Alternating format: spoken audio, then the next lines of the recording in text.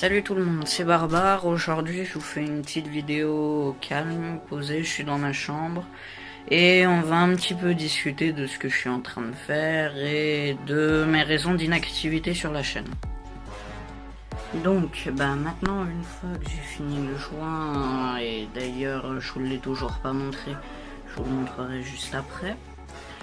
Je vais voir si ça ferme.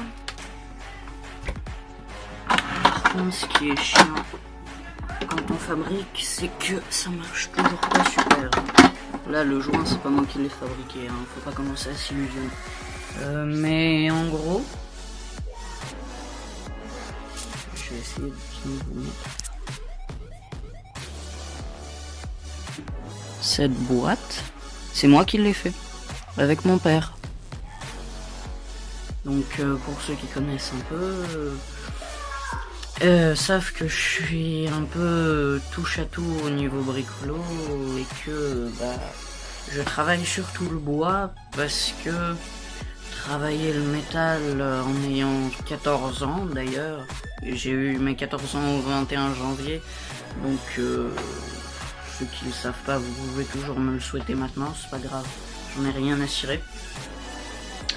Mais donc en gros je suis un peu touche à tout au niveau bricolo et j'ai fait cette boîte avec mon père et ça nous a pris l'ensemble, je crois que ça nous a pris 3-4 heures, vraiment, parce que c'est long. Après la peinture, je sais pas, c'est pas moi qui l'ai fait, mais après le coin, la fermeture, mon père il avait juste un petit peu poncé pour que ça se mette bien. Et puis c'est tout. Après on a juste eu à mettre les fermetures et voilà, c'était fait. Et du coup, je mets une voiture de RC dedans. Alors, je ne l'utilise pas pour le transport à pied. Ça pèse 1 tonne. Et je suis sérieux, c'est du bois. C'est du bois de sapin ou de pin. Ça fait quasiment 2 cm d'épais. Sur 1, 2, 3, 4, 5, 6, sur 6 côtés. La force c'est lourd. Bon après je me souviens plus des mesures exactes. Donc ça dans la description. Donc si vous voulez regarder, voilà, vous pouvez y aller. Et maintenant on va parler un peu niveau matos. Et je vais mettre à contre-jour. C'est faux. Je sais pas si vous allez bien me voir sur la vidéo, voilà. Du coup maintenant on va parler un peu matos, et pour ceux qui se demandent, je ne suis pas connaisseur, c'était pour Noël que mon père a bien voulu m'acheter le matos. C'est parti, je vous montre.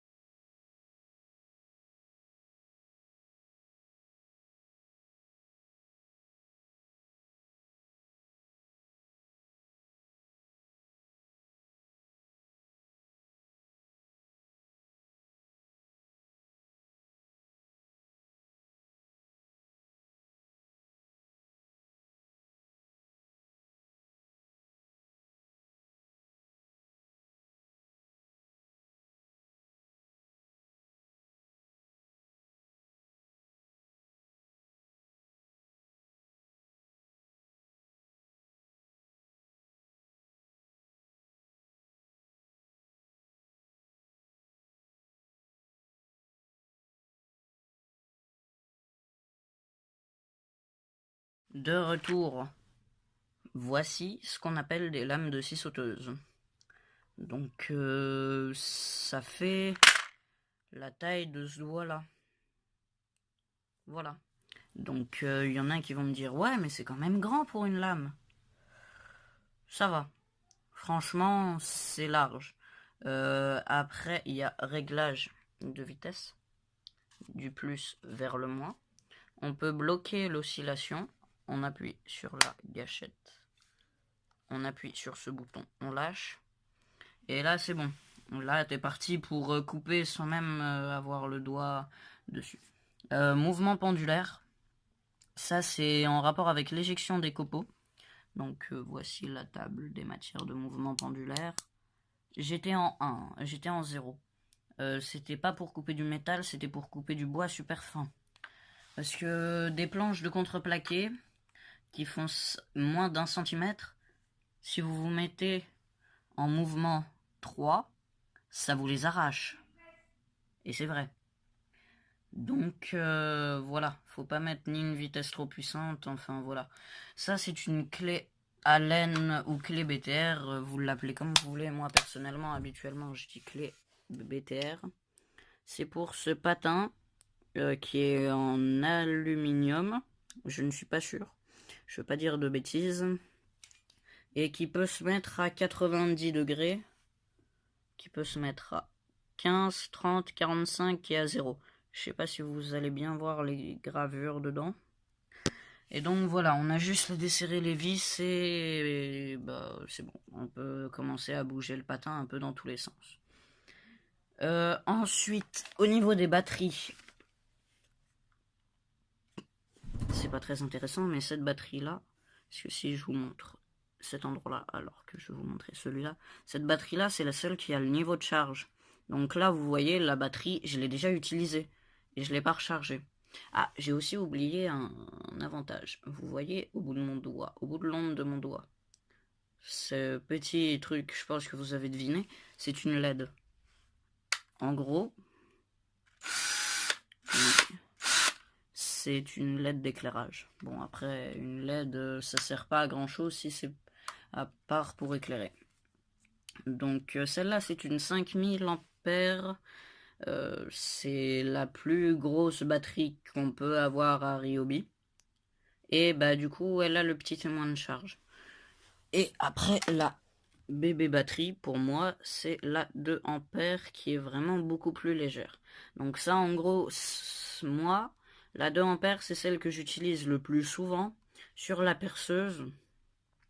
Et en général, la One plus la 3, la 5 ampères, je la mets sur la scie sauteuse. Parce que, en fait, au niveau des batteries, à part si je veux percer avec celle-là du béton, je vais prendre celle-là parce que ça te donne un petit peu moins de puissance. Mais quand tu veux percer dans du bois super tendre, ça sert à rien d'en avoir parce que sinon tu déchiquetes le bois. Vraiment. Donc voilà. Et bah je pense que moi j'ai tout dit sur mon ensemble d'outils. Et ben sur ce, je vous dis à plus sur mes petits nouveaux joujoux.